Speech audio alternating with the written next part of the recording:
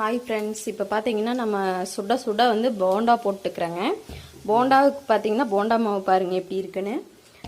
போண்டா மாவு பார்த்தீங்கன்னா வெங்காய போண்டாங்க, வெங்காயம் கொஞ்சம் பச்சை மிளகா கருவேப்பந்தலை தலைங்க, அப்புறம் போண்டா மாவு கொஞ்சம் கடையில் வாங்கினேன் போண்டா மாவுங்க.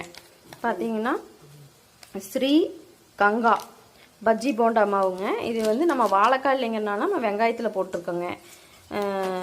அப்புறம் எங்களுக்கு தேவையான அளவு வச்சுருக்கோம். உங்களுக்கு எவ்வளோ வேணுமோ நீங்கள் அவ்வளோ போட்டு லைட்டாக உப்பு போட்டு வெங்காயம் போட்டிருக்கலாம். அப்புறம் அப்பளத்தில் போட்டுக்கலாங்க. அப்பளம் வெங்காயம் பாருங்க, அப்பளம் ஒரு கட்டு.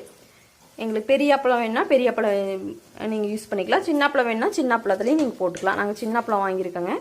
அப்பளம் பார்த்தீங்கன்னா உங்களுக்கு அதுவும் கங்கா, ஸ்ரீ கங்கா அந்த பிராண்டு வாங்கியிருக்குங்க.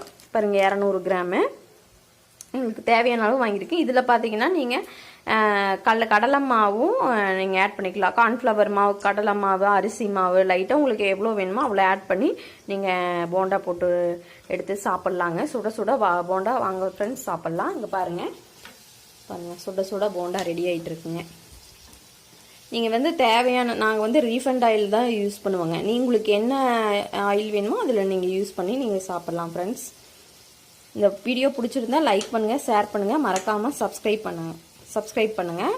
ஆளுங்கிற பெல் ஐக்கானை கிளிக் பண்ணிக்கோங்க ஃப்ரெண்ட்ஸ். Bye friends.